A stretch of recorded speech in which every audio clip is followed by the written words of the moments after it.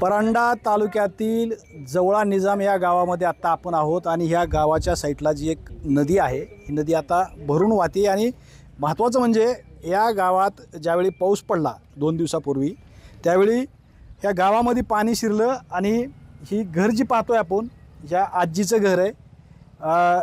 काय नाव म्हणलं तुमचं? जिजाबाई गोरखमाळे. जिजाबाई हां गोरख बर वाघमारे माळे. जिजाबाई वाघमारे असं यांचं नाव आहे आणि या घरामध्ये ह्या राहतात आत्ता पण. आणि ह्या साईटला जर पाहिलं तर ह्या ठिकाणी त्यांनी काही माळवं लावलं होतं. ते माळवंसुद्धा पावसानं नष्ट झालेलं आपल्याला पाहायला मिळतं आहे. आणि महत्त्वाचं म्हणजे माळवं तर गेलं परंतु घरामध्ये देखील आजीच्या घरामध्ये पाणी शिरल्याने घर पडलं आणि घरातलं जे संसार उपयोगी साहित्य आहे हे सुद्धा नष्ट झालेलं पाहायला मिळतं आहे. या आजीमध्ये या दाखवा काय नुकसान झालं आहे. आपण जर पाहिलं तर हे त्यांचं घर आहे आणि ह्या घरात पूर्णपणे मातीचा मलबा जी आहे ते पडलेला आपल्याला पाहायला मिळतो आहे.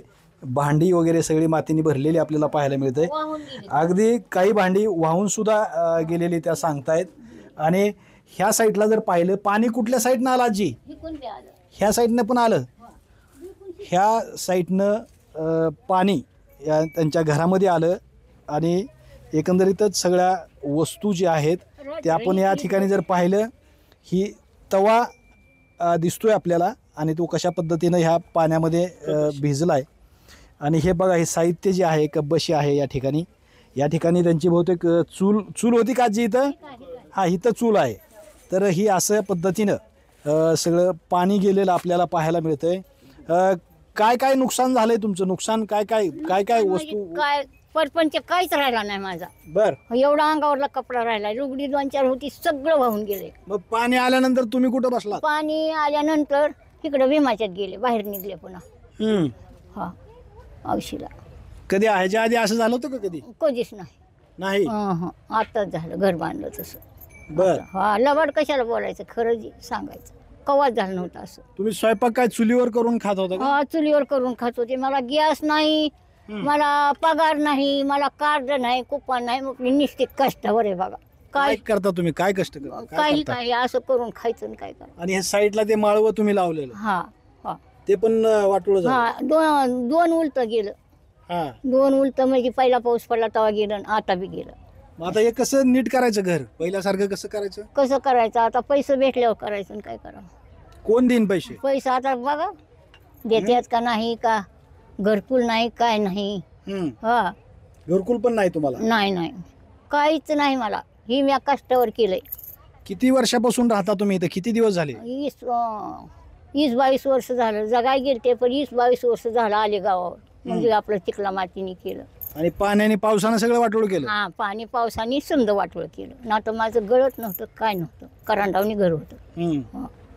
सगळं पावसाने वाटोळ झालं म्हणायचं. काय काय माळवं असतं पलीकडे लावलेलं तुम्ही? ती आपलं धन शेपा अजून पालक असला भाजीपाला. कुठं भेंड्या मिरची. हे 2दा केलं 2दा बी गेलं. आता काय तुम्हाला नुकसान भरपाई कुणाला सरकारला मागता का काही? मग आता मागायचं नाही तर कसं मग दिल्याशी कसं मला मी काय करायचं. मला काहीच नाही. हा मुलं बाळ किती आहेत? 2 आहे ती.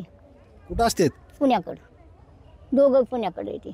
बर मग आपल्या कष्टावरच खाते मी करून. मला कुणी देत नाही काय. काय घरामध्ये पाणी आल्यावर बोलणं झालं का मुलाबरोबर? हा तिशी होता इथं.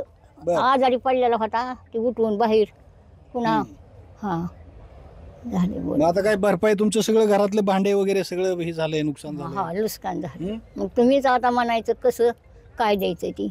डाळी दुळी ज्वारी सगळं भिजलं? समजा भिजलं काहीच राहिलं नाही. हा तेव्हा तिथं डीग धावते वाटल्याला बाहेर टाकला? हा ठीक आहे तिथे. आज सकाळी घाण सुटली होती सारी. बाया म्हणल्या कवट होती घरामध्ये घाण. आणि तेव्हा ती दोन्ही पिशव्या बी भिजले त्या गव्हाची आणि जोडाची. इथं जोड केलं तर दोन्ही पाहिलं जोड झालं.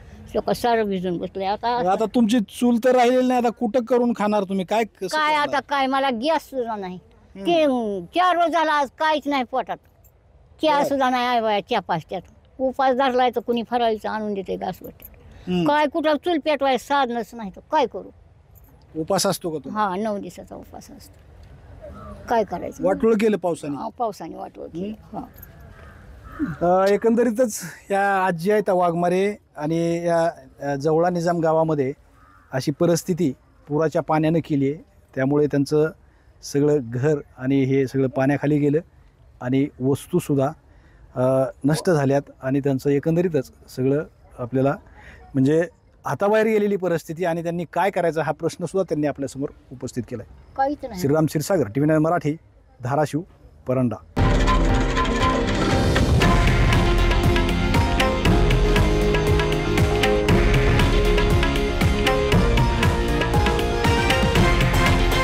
हे आहे देशातील नंबर 1 न्यूज नेटवर्क आणि आपण पाहत आहात TV9 मराठी, एकमेव.